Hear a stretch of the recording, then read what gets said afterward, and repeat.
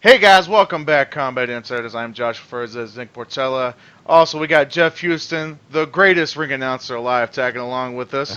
And we have the half of the co-main event, Dakota Cochrane defeating Chris Leben via unanimous decision.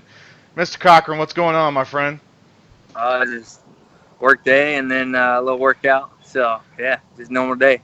So, Aren't you supposed to have time off? yeah. I So let me ask have, the obvious question. I have to get the obvious question out of the way. How you feeling, man? Because that was a hell of a war. You guys went back and forth. Both you boys were hitting hella hard. I mean, how do the hands feel? How's the face feel?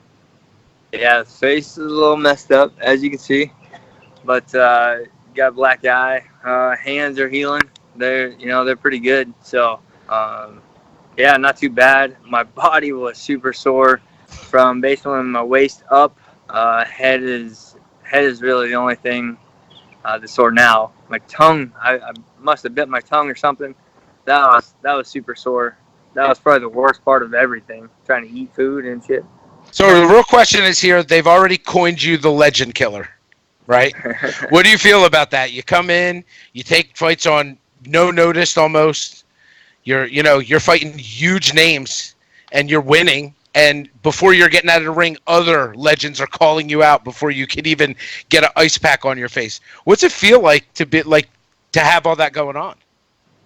It's cool, man. Like I've always believed in myself. I have a really small circle, and they've always believed in me. So it makes it easy to go out there and feel like you can beat up anybody. 100%, man. Well, I guess what's it like, man, taking these fights on short notice? I mean, in particular, especially going against. I mean, these are two big names, man. You came in, you beat Johnny Hendricks. You came in, you beat Chris Leben. Just to kind of touch up on the next question as well, man. Just like coming up short notice, these are two big names. Anybody else would be. I imagine there's not a whole lot of people that would probably take those fights on short notice to begin with. And here you are. Not only do you take them, but you power through them and you win. I mean, what's the mindset like, man, going into these fights like that? Well, we know Brandon Ward ain't gonna take them. That's for damn sure. Yeah, yeah, yeah. Considering, yeah, I mean, a lot of people don't know this, but he replaced Brendan Ward on both fights. I mean, what did I say? I think I said something to you the other day. I was like, is that kind of like a weird curse or something? Are you just kind of, getting his taking his meals from him? Maybe he should fight him next. Hey, Yeah, that's Yes. that's cool with me. We know it. We Whatever know. works. We know it's cool with you. Any name we say, it's cool with you. We know. Well, hold on, guys. I got a Uh, question for you, Dakota. Go This for is it. we have you quoted on social media saying that Chris Leben is literally the hardest thing I've ever hit in my life. Would you back that up again and saying that he definitely one of the hardest, I guess, headed individuals you've ever hit before? Yeah, man, his head was super fucking hard.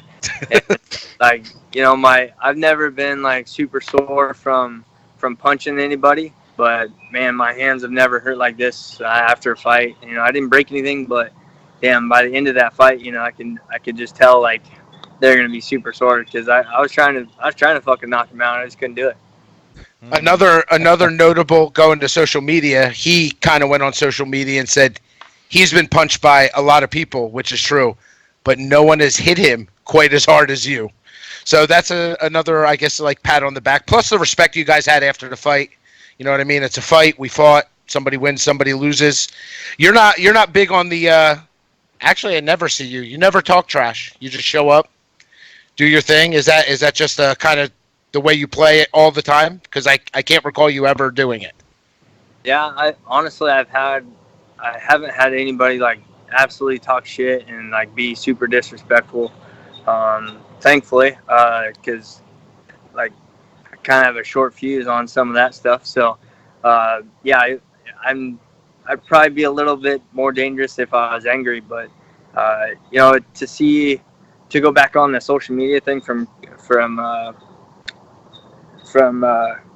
him, that was probably the greatest compliment I ever could have got from anybody. So like for him to say I was one of the hardest hitting dudes ever, like I took that as a very high compliment, and I appreciate everything. The hardest, not one of, the hardest. Yeah, I mean, no doubt. You know what? Me and Nick were talking about that. Think of all the wars that Leben has been in, and here he is saying that you're the hardest hitting guy he's been in the ring with. I mean, all the wars, all the UFC wars. I mean, that blows my mind to think that. I mean, that's how hard you hit, man. I mean, MMA bare knuckle, man. Obviously, you're still doing the MMA, but is bare knuckle boxing? I mean, is this? I know you've said before because we've asked you, you still kind of want to do both, and it doesn't really matter to you. But with BKFC, I think it's a smaller pond, and I think it lets guys like yourself, man, really become a big fish in a smaller pond because MMA is so oversaturated with the amount of fighters, the amount of promotions, things like that. Is this maybe something that you think that you want to sink your teeth into a little more? Yeah, like I'll fight as much as he lets me. I like I said, I just like to compete, whether it's Yeah. MMA or bare knuckle. As soon as I'm healed up, man, I'll be ready to go again. And by the looks of my body, probably be like 2 or 3 weeks, and I'll be ready to go again. So I That's love it. insane. I love it. Now, here's the question. Since, I mean, that fight really, I mean, you were a name in the bare knuckle world before, but now you cross over here to a promotion that's stable and not going anywhere. And you did that. Is there anybody in particular, and this isn't a call out because I know you don't do the trash talk thing, but is there anybody in particular you would like to share the squared circle with? I don't really know. I never thought I was gonna fight Chris Leben ever. So that came to fruition. That was pretty crazy. I don't know, man. I'll see who they sign. Obviously, they got some good people they're gonna sign. So off. Like I said, I'll fight anybody. It's hopefully a little closer to my weight. Yeah, the size difference was a little bit apparent, but hey, man, you did your thing. There was one part in the fight, and this kind of goes towards your just strength and conditioning. I think it was the end of the last round as they clapped near the last 10 seconds, where you literally one arm threw him across feet and just kind of ended with a flurry. It was kind of wild to see. I know to you don't think because you're in the moment, but for everybody else watching. Yeah, I guess I don't remember that. It happened, we promise. Yeah, it definitely happened.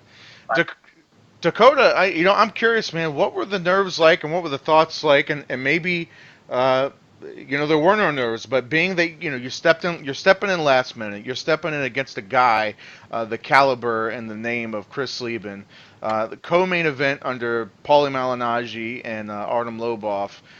Man, I mean, is there any added pressure to you, or is it just in your brain?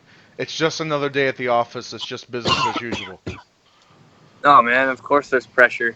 I definitely, I feel like I thrive under pressure, and I enjoy it. But I don't put too much pressure on myself. I guess I just want to go out there and compete. And the thing I was surprised about the most was, I knew with Hendricks he was going to be not expecting me to come out like I did. He was kind of thought it was going to be a easy opponent.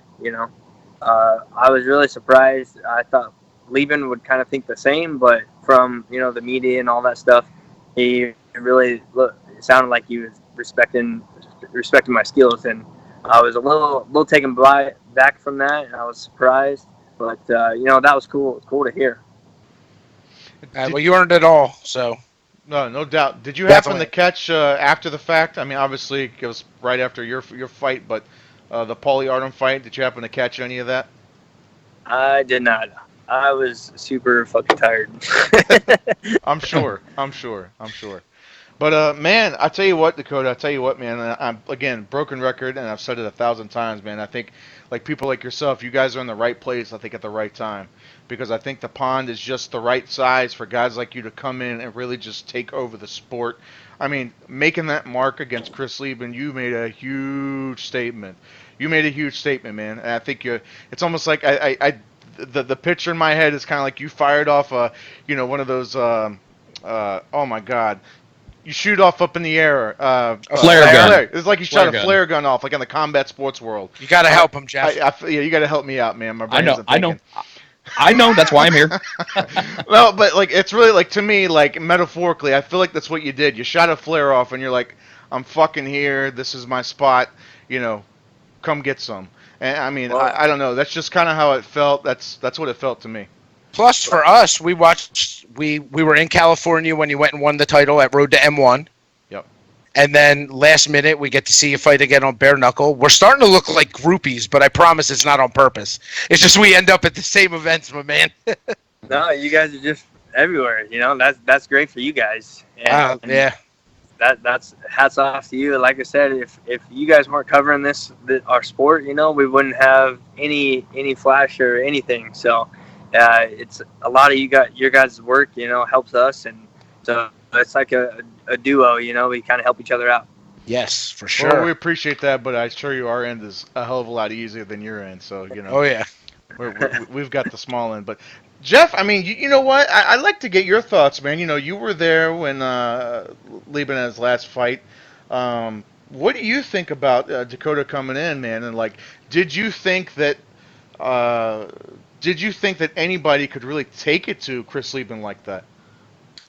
I am taking Dakota's first fight into accountability, which was, of course, exactly the same situation with exactly the same with exactly the same person. Yeah. So that's what I was taking into consideration, because a lot of people were on the Leben bandwagon after a 28-second knockout, his first outing and such. Right. But because Dakota was coming in as the wild card, never underestimate the wild card, because in the end, as I said previously in our last conversation, Chris Leben did not train for Dakota Cochrane. He did not train for you. And you were thrown in at the last minute, and it's that wild card that, can get under the skin. I mean, perfect example. Look what happened with Anthony Joshua and Andy Ruiz Jr. Perfect example right there. Last minute fill-in is now the heavyweight champion of the world. So never knock the wild card. Never knock in the fill-in fighter, man. He can throw you for a loop. And I had that into accountability. I didn't know which way it was going to go. All I knew that it was going to be a good fight. Yeah. No doubt. Off the record picks, I picked this one right. Yeah. Pat me on the back. I got one right. Yeah, buddy. Well, no. You know what? It wasn't so much who won that surprised me. I honestly did not see this fight. We just did a recap of the whole show, and of all the fights on the card, for you and Leben's fight to go to a decision, I said, "There's no way." Like, if you would have asked me a week ago, I said, "No, someone's getting fucking knocked out first, maybe second round, maybe." But there's no way this fight goes to decision. So that's the only thing that I was shocked at. I thought the same thing. Yeah. So, But you're here now. I You're thought here the same thing. When he, hell yeah. Well, I guess, man, I guess you kind of touched on it, but like you said, so you're looking as soon as you get healed up, and you're looking to get right back in there. You think maybe another one or two fights before the end of the year? Is that what you're kind of looking for? Yeah, I really don't care. Like I like to compete. So if you look back at my career, I would have like 6, 7 MMA fights a year. That's just because I like to have a goal.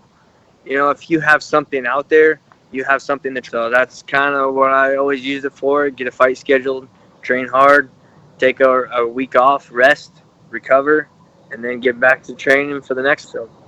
Obviously, bare knuckle, a little more recovery. Right. But, I still want to at least get something scheduled and have that date so I can, keep training hard for it. 100%. Well, fellas, we were running short on time, but Dakota Cochrane, man, we just want to thank you so much for stopping by. It was our absolute pleasure. And congratulations for, beating a legend like Chris Leben, man. And, just we wish you just all the continued success, man. So for Jeff Houston, Nick Portella, for Joshua Furs, we're Combat Insiders. And we're out. Uh, Thanks, fellas.